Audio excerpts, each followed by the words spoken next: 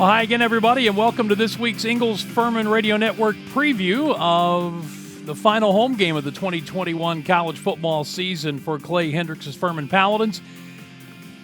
Furman and VMI getting set to do battle on Saturday afternoon here at Paladin Stadium.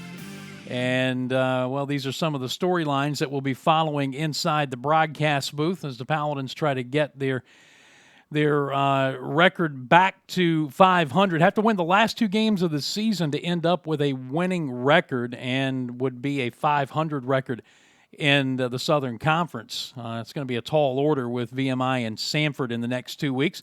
But we'll see how it all plays out. Good to be back with you. It's a busy week for us. It is crossover season. We'll talk a little bit more about that coming up in just a bit. But a lot going on at Paladin Stadium on Saturday. Obviously, the game is the feature attraction, but it is Senior Day, and we'll be saying goodbye to a group of seniors, including 6 who were in the very first class that Clay Hendricks and his staff signed and played as true freshmen. It is also a day in which we'll be honoring former Furman coach and legend Bobby Johnson here at Paladin Stadium, and it's Hall of Fame weekend. A little more about that coming up as well.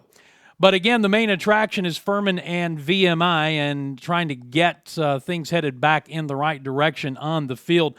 One thing that has remained consistent with this team, and I've wrapped up all of my conversations with coaches and coordinators for pregame interviews this week, and the way this normally works out, the interviews last about 5 or 6 minutes on the record, and we have extended talks prior to getting those done to just kind of get a feel for what's going on and see everything from the mood of the team to, you name it. And one thing that has remained consistent about this group, regardless of outcome the previous week, they have come out and practiced. And Clay Hendricks told me, in fact, there was one day this week he thought that this might have been the best practice week that they've had this season. And that says something about this group. With nothing to play for as far as a conference championship or a playoff berth on the line, but obviously there is pride. And seniors, you want to send the seniors out well. All of those things you hear that are cliches, but in this case they are true, and you've come to expect that of this group, and they will be well prepared for this VMI team that is, of course, you go back to the spring when we played the 2020 season because of COVID in the spring of this year. They won the conference championship, and they have been a very good football team again this season, 4-2 in the league, and looking for a second consecutive playoff berth with 2 weeks to go, and there still can be a lot of shakeup at the top of the league. We'll look at the standings coming up in just a moment. But Scott Wachenheim continues to do just a fantastic job at VMI and has his team poised for another playoff berth if things fall in their favor over these last 2 weeks. Going to be a good challenge for the Paladins. Let's take a look at some of the numbers on the tail of the tape. You can see the scoring difference with the VMI's offense rolling up just over 32 points a game. They allow almost 31 points a game, and it's very similar to what Furman does, allowing 21.6 and scoring an average of 21. And when you look at some of VMI's defensive numbers, they're giving up 421 yards per game and allowing opposing teams to rush for 238 yards. It's a very unique style of defense that they play, where they are going to basically stack the box. They're going to play opposing wide receivers man-to-man for the entire game. And as Clay Hendricks said, one coach told him, they get beat deep on one play, they're coming back and they're playing man-to-man again on the next play. Going back to the spring, when VMI was supposed to open the season against Chattanooga, and that game did not happen, Furman's game with VMI in week 2 for the Paladins was the Keydets' first game of the season, and they unveiled this defense for the very first time. Paladins didn't get to see it on film from the week before because the game with Chattanooga was canceled. And it caught them by surprise. And you remember that game, it was a grinder in Lexington, 14-13. Furman missed an extra point. driving for a potential game-winning touchdown or field goal in the waning moments of the game, and had the unlikely scenario of a snap in the pistol hitting Ryan DeLuca as he crossed the formation, and the Paladins ended up dropping that game by that 14-13 count. So this is a VMI team that's going to be very aggressive. They're not going to bite on play action. They're going to come after the quarterback, which we saw last year. But because of that style of play, they tend to give up big plays in both the running game and the passing game. It's a high-risk, high-reward type of defense, and you can see from their numbers that they do give up yardage. They do give up big plays. It'll be incumbent upon the Furman offense to find a way to get some of those big plays in this game. As you start to look at what they do on an offensive side, we remember what Reese Udinsky was like as their quarterback. He is gone at the University of Maryland now, playing his graduate season. Seth Morgan, a redshirt sophomore in his third year in the program, is the starting quarterback, and he has thrown it for 1,555 yards, 9 touchdowns, 8 interceptions. A little more mobile. They will use him in the running game a bit. He does have 3 rushing touchdowns on the season, and their backup quarterback, Colin Ironside, who has played in 7 of their first 8 games, has also run it a bit. He has a rushing touchdown, and he has thrown for 4 touchdowns and only 2 picks. So offensively, they are who they are. It's a quick passing game. Their leading receivers, Leroy Thomas and Jacob Harris, are veteran guys. They're bigger guys, especially Harris at 6'4", 225. Michael Jackson is 6'2", 184 pounds. He leads them in yards per reception at 13.6 and has 38 catches. Harris has 47, and Leroy Thomas has 48. Those are the big 3 guys. Again, it's a quick rhythm passing game.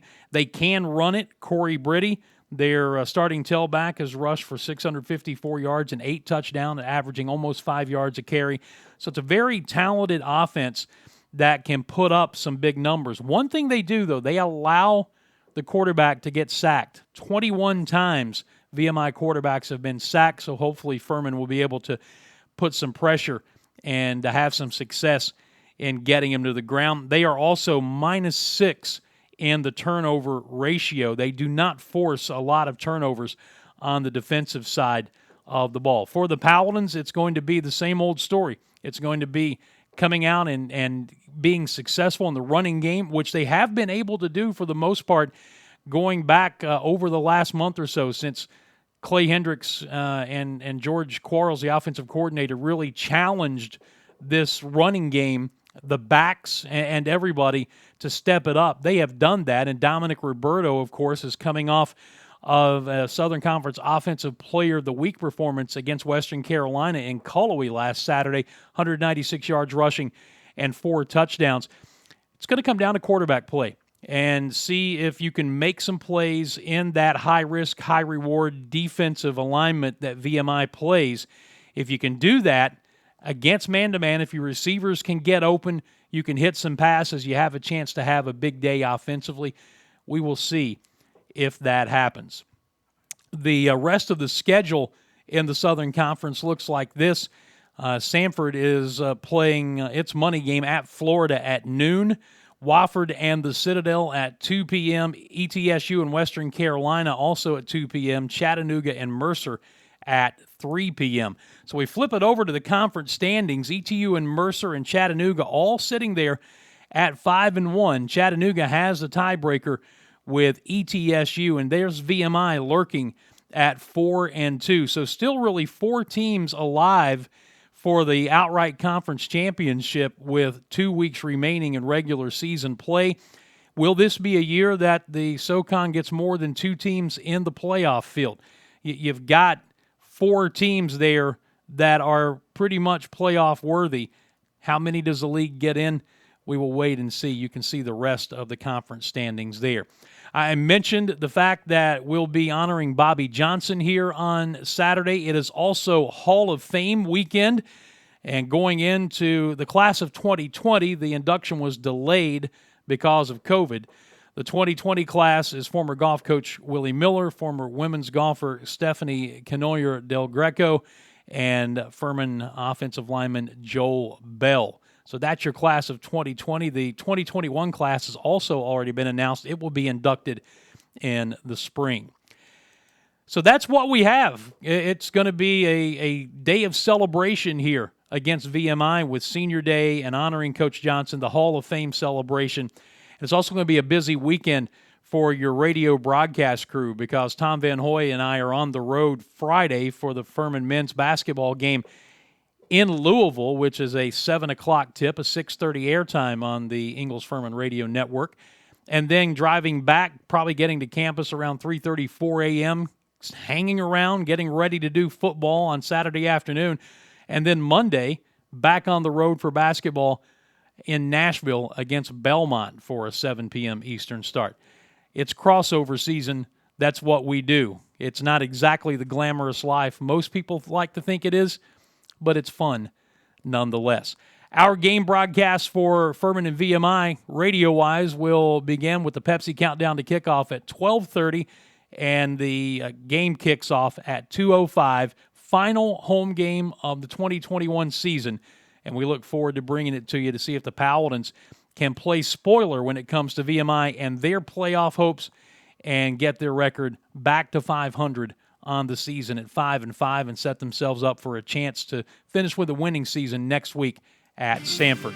Look forward to having you on the broadcast. Look forward to seeing how this Saturday plays out on what, again, is a busy, busy weekend broadcast-wise. Wouldn't have it any other way.